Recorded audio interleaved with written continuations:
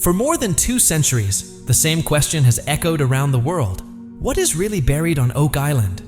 Is it gold, ancient manuscripts, or something so valuable it was never meant to be found at all?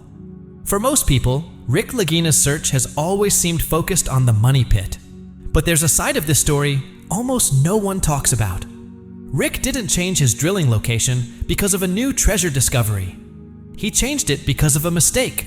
One made more than 200 years ago. A mistake hidden inside a single overlooked measurement, quietly recorded in an early 18th century survey. It's a detail missing from modern Oak Island maps, and according to rarely cited sources, one of the island's original reference points was never actually tied to the money pit. Instead, it was aligned to a natural stone marker, one that no longer exists today. When Rick discreetly recalculated that lost reference using modern technology, the results pointed to a precise location, a spot that aligns perfectly with known flood tunnel engineering, ancient geometric principles, and a depth that doesn't match any recorded excavation attempt in Oak Island's history. If that calculation is correct, then the money pit was never the real vault. It was a decoy. In this video, we're revealing how Rick Lagina may have already cracked Oak Island's greatest mystery, and why the final dig site could contain something far more significant than gold. Before we uncover the evidence most documentaries leave out, make sure to subscribe and turn on notifications. This is where hidden history and forgotten clues finally come to light. Let's begin. Rick Lagina returns to Oak Island without ceremony. No speeches, no excitement, no familiar sense of anticipation the crew has seen so many times before. This time feels different. There's a quiet weight in his movements, like he's already crossed a mental threshold he hasn't shared with anyone yet. The cameras are rolling, the team is gathering, but Rick doesn't head to the war room or the drill site. Instead, he walks straight towards the swamp, and that alone unsettles people. Morning fog blankets the island, thick and low, clinging to the ground as if it doesn't want to release whatever lies beneath. It's the kind of fog that muffles sound, slows movement, and distorts distance. Rick stops at the swamp's edge and simply stands there, staring, as if he's waiting for the island to respond first. For years, Oak Island felt defensive. Every attempt was met with collapse, flooding, or misdirection. But now, something feels different. Not welcoming, not cooperative, alert. As though the island knows it's being studied in a new way. Back at the research tables, Rick spreads out decades of material. Old maps, charts, sonar overlays, handwritten notes from past treasure hunters, modern survey data layered over rough 18th century sketches. This isn't a review, it's a comparison. Rick isn't asking where people dug, he's asking where they didn't. His finger traces paths that repeatedly stop just short of the swamp. Generation after generation avoided it. Too unstable, too unpredictable, too flooded to be useful. But Rick doesn't see danger. He sees consistency. Patterns that repeat across centuries aren't accidents. They're instructions that were misunderstood. The idea of a massive treasure no longer feels like rumor. It feels like pressure, like time itself is compressing. Rick isn't chasing a legend. He's trying to catch up to it. Then something clicks. A subtle inconsistency buried in modern data, something that shouldn't be there. Rick overlays a ground density scan beneath the swamp and notices a distortion that doesn't behave like natural sediment. It's faint, almost invisible. The kind of anomaly that usually gets dismissed because it doesn't demand attention. But Rick doesn't need it to shout.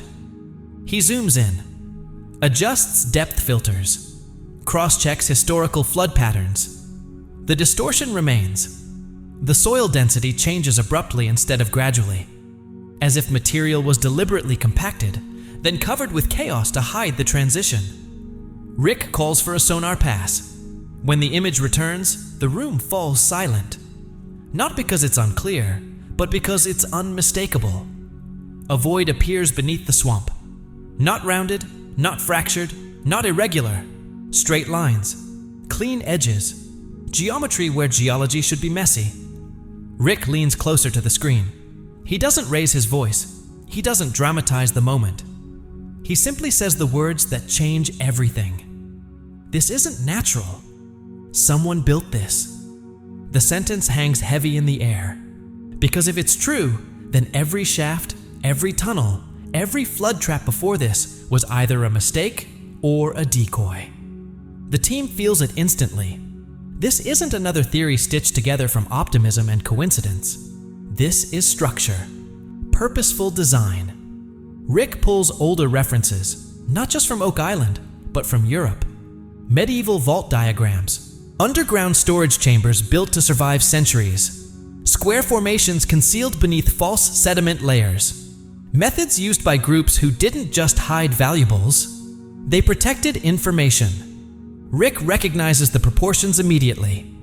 The measurements match systems associated with the Knights Templar, used when secrecy mattered more than access. Chambers designed to remain untouched until the right conditions were met. He pulls out early Nova Scotia route maps, the ones most people ignore because they don't point anywhere obvious. There's a missing marker, not erased, not damaged, deliberately absent, exactly where the swamp lies today. Rick remembers old stories shared on the island decades ago, tales of a nest beneath the swamp. Old-timers laughed them off. Sailor myths, bedtime stories meant to scare children away from dangerous ground. But myths don't leave geometric voids, and they don't match engineered soil compression. Rick starts thinking beyond gold. Groups capable of building something like this weren't just hiding wealth. They were safeguarding leverage, records, knowledge, proof of alliances, movements meant to survive the collapse of empires. If this chamber exists, then gold is only part of the story, and that massive dollar figure suddenly feels like a simplification, an easier way to explain something far more disruptive. That realization completely changes how Rick sees the island itself. The swamp no longer feels random or chaotic.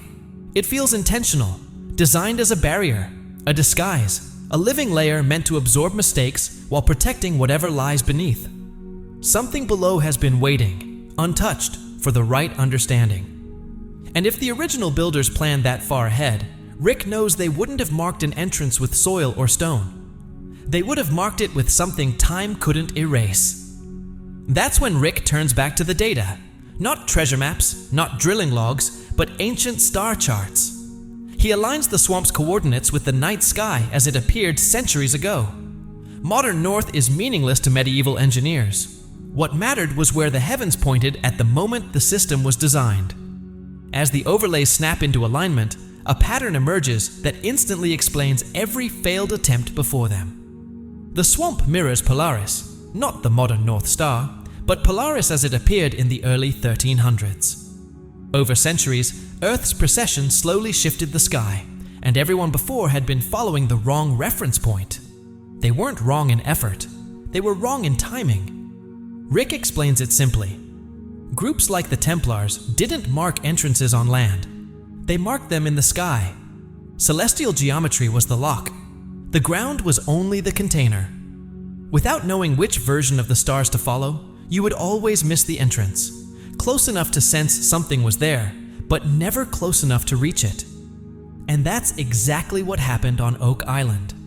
Every major excavation landed just meters away from the true alignment. Near enough to feel resistance, far enough to fail. When Rick corrects the data and rotates it to match 14th century Polaris, everything falls into place. Multiple independent datasets converge. The void beneath the swamp sits perfectly centered on a single apex point. No margin, no drift. One exact location. Rick doesn't celebrate. He simply exhales. In that moment, more than 2 centuries of confusion collapse into a single explanation. The island wasn't resisting discovery. It was filtering it.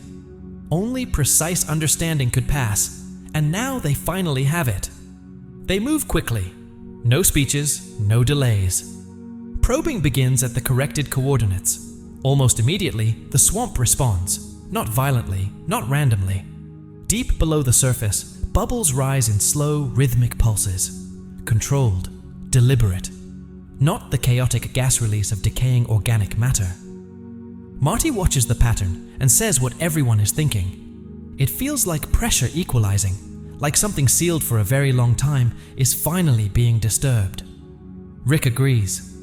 Engineered concealment systems often relied on flooded layers to hide access points, trusting time to erase the evidence. What they're seeing isn't collapse, it's release. Then the smell reaches them. Not rot, not sulfur. Wood. Ancient wood. Preserved, saturated. The kind that survives only when it's been intentionally sealed away from oxygen. Rick recognizes it instantly. Timber doesn't last like that in a swamp unless someone made sure it would. That smell isn't decay. It's confirmation. They've reached a layer untouched since the day it was built. The noise level drops. Even the crew feels the shift. This isn't just another dig site. This is infrastructure. Rick orders a pause and pulls up earlier seismic data, reanalyzing it through the new alignment. What once looked like meaningless noise now resolves into shape. The chamber isn't isolated. A narrow linear anomaly extends from it, sloping downward at a precise angle. Rick overlays medieval fortification schematics, and the match is immediate. The incline isn't accidental. It's calculated for drainage, movement, and long-term stability. A tunnel. And not a crude one. A controlled passage leading somewhere larger. Additional scans confirm it. The tunnel doesn't simply fade out. It ends at a dense boundary, a flat surface too uniform to be natural stone. Rick adjusts the frequency and detects a faint return consistent with worked rock. Possibly a door. Possibly still sealed. Rick doesn't raise his voice when he speaks. He doesn't need to. This is the most defined tunnel they've ever seen. No speculation, no qualifiers, just fact. He explains what it means. This system wasn't designed for a single purpose. It wasn't just meant to hide something and disappear. It was built for access, storage, and escape. A vault that could be entered, sealed, and abandoned without exposing the central chamber. A contingency built directly into the design. That level of planning drastically narrows the list of possible builders. Very few groups in history combined wealth, secrecy, and engineering at this scale, and even fewer built with the expectation their work might need to survive centuries. Rick studies the data again, more carefully now. The angles, the distances, the alignments. Nothing feels rushed. Nothing improvised. This wasn't panic. It was intent. The swamp wasn't chosen because it was inconvenient. It was chosen because it was perfect, self-healing, track erasing, intrusion deterring. Everything above was meant to mislead. Everything below was meant to endure. As the tunnel path sharpens on the screen, one truth becomes impossible to ignore. The geometry doesn't scatter.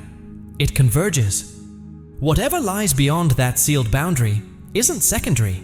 It's central. The system doesn't protect it with force. It protects it with time. And if the tunnel leads to a core, then the question is no longer how it was built, but what it was built to hold. Rick pushes the scan deeper, narrowing the range at the far end of the tunnel. That's when the anomaly asserts itself, dense, irregular, dominating the display. The signal spikes, fractures, overlaps. Behavior that doesn't match stone or timber. Rick leans closer. He's seen patterns like this before, but never here. The density is too great for wood, too chaotic for bedrock. This isn't structure, it's contents. And there's a lot of it. Rick isolates the mass distribution. The anomaly doesn't register as a single solid block.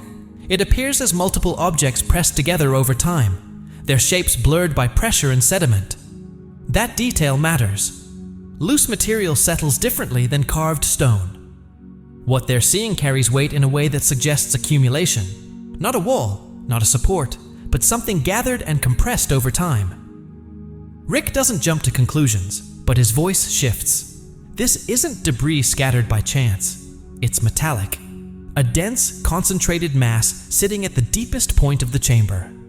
Marty recognizes the signature before Rick finishes explaining. He's seen it before in European site reports, including excavations in Spain where recovered hoards produced the same fractured density pattern on early scans. Stacked bullion coins compressed together, sometimes fused along their edges after centuries underground. This isn't a casual comparison. The correlation is strong. Rick overlays the reference data and watches the alignment tighten. Frequency response, density ranges, reflection behavior, everything lines up. He doesn't calculate value yet. He calculates mass. Working backward from signal strength, factoring in sediment interference and chamber geometry, the estimate stabilizes just under 4,000 pounds. He runs the numbers again, adjusting for margins of error. The result holds. The weight of that figure settles over the room. At current gold values, even conservative calculations push the total close to $300 million. And that assumes the mass is nothing but bullion. No artifacts, no secondary materials, just metal, just weight. No one celebrates. This doesn't feel like a discovery. It feels like validation. Like something long suspected has finally stepped far enough into the light to be measured. Rick steps back from the screen. One step, then another. He needs space. After years of chasing shafts, stories, and dead ends, this is the one place he never reached. Not because he ignored it, but because the island never allowed him to see it clearly until now. He remembers being a kid, reading about Oak Island, believing the treasure wasn't hidden from everyone, only from those unwilling to stay with it long enough. Not smarter, not luckier, just persistent. That belief carried him through decades of frustration. And standing here now, watching the data remain stable, the island feels different. Not guarded, not deceptive, responsive, like the puzzle is finally acknowledging understanding instead of resisting force. That realization carries more weight than the numbers ever could. This was never about digging deeper or drilling faster. It was about learning how to listen to the island on its own terms. When Rick speaks, his voice lowers. Not for the cameras, not for the crew, for himself. This could be it. Not triumph, not relief, recognition. And with that clarity comes something else, a collapse. Not underground, but conceptual. Rick turns back to the board and begins dismantling the story that has defined Oak Island for more than 2 centuries. The money pit. The belief that everything points straight down from that first shaft. Rick explains that the early dig wasn't a failure. It was bait. A controlled anomaly designed to attract attention, effort, and obsession. A sacrificial feature meant to consume time and resources while shielding the true vault from direct discovery. He reframes the flood tunnels, not as defenses guarding treasure, but as misdirection systems engineered to punish vertical digging. Every collapse, every flood, every blocked shaft reinforced the belief that the prize lay directly below, and every attempt to defeat those traps pulled searchers deeper into the wrong struggle. The real system was horizontal, lateral, hidden beneath a feature everyone avoided because it seemed too unstable to pursue. The swamp wasn't an obstacle. It was camouflage, a living shield that healed itself, concealed disturbance, and erased evidence. Anyone attacking from above would be frustrated, misled, and eventually worn down. Only someone willing to step back and reinterpret the entire island could ever approach the vault the right way. Rick lays it out clearly, step by step. What looks like disorder isn't chaos, it's strategy. The island doesn't contradict itself. It repeats the same logic over and over.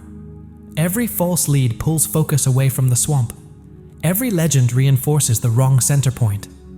The money pit becomes a magnet, drawing obsession and effort, while the real prize waits untouched, just beyond reach. As the theory settles in, Oak Island's history stops feeling cursed and starts feeling precise. Too precise to be accidental. What once seemed random now reads as deliberate, built to withstand ignorance, to survive obsession, to wait for someone willing to understand the system instead of trying to overpower it. Thanks for watching. Please subscribe to the Timefold channel and don't forget to like the video.